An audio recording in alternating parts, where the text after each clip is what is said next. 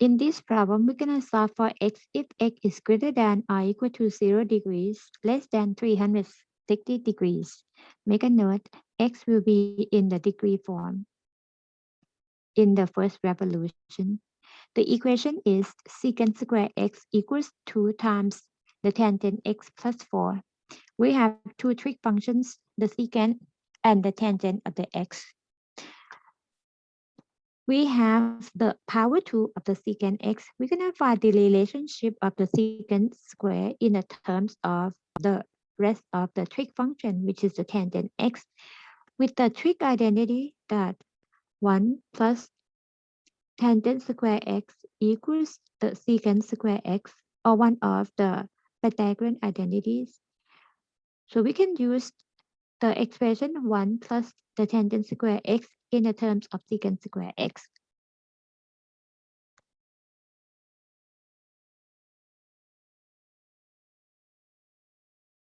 The left-hand side now is 1 plus tangent square x equals the right-hand side 2 times the tangent x plus 4.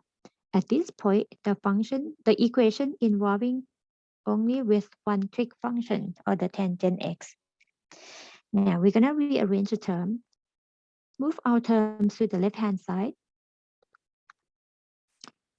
to get the tangent square x minus 2 times the tangent of the x minus 3 equals 0. For our convenience, we're going to let a to represent the quantity, the tangent x. So the first term becomes the a squared. Use different color here. So going to be the a squared minus 2 times a minus 3 equals 0. We're going to replace this by a. For the quadratic equation, a squared minus 2a minus 3, we factor this completely. Going to be a minus 3 times a plus 1.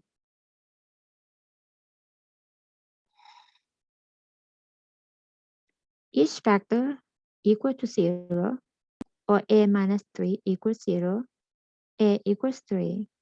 Second factor, a plus 1 equals 0, or a equals negative 1.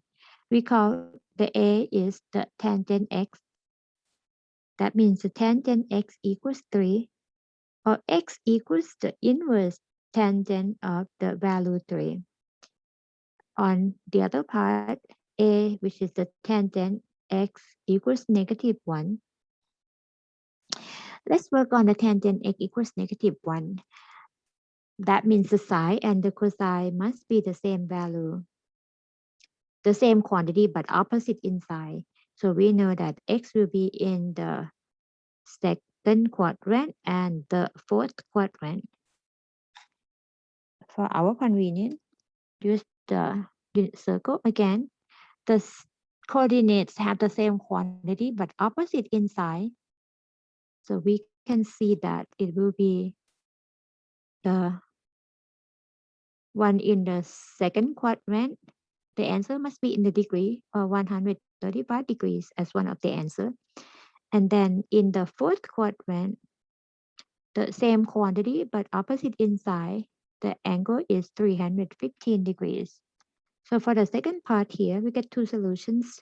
X equals 135 degrees and x equals 315 degrees. Set it aside. Back to the first part, as tangent x equals 3, we do not have the special angles that we can pull out from the unit circle. This part, we're going to use the calculator. And the value of the tangent is positive. That means x has to be in the first quadrant or the third quadrant. So we have the answer as in the first quadrant by using the calculator. I'm going to put a note here. And then share the screen of the calculator. So make sure your calculator has the mode in degree for this problem. Okay. And then we're going to find the inverse tangent of the value 3. We get the number as 71.565 or say 71.6 degrees.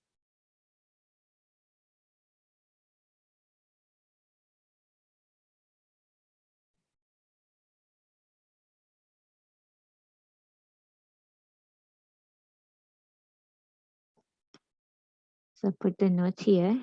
X equals 71.6 degrees. And we use this as a reference angle. This one is in the first quadrant. So I put a note here in the first quadrant. How about in the third quadrant?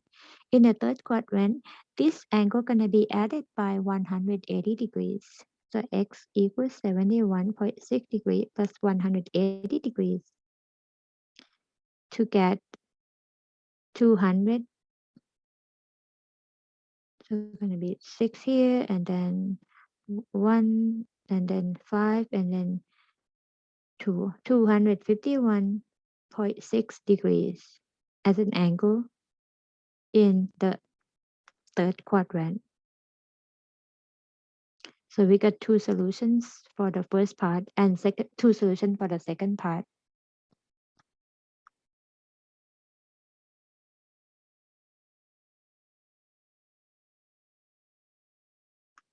71.6 degrees, 251.6 degrees, 135 degrees, 315 degrees as the solutions for this problem.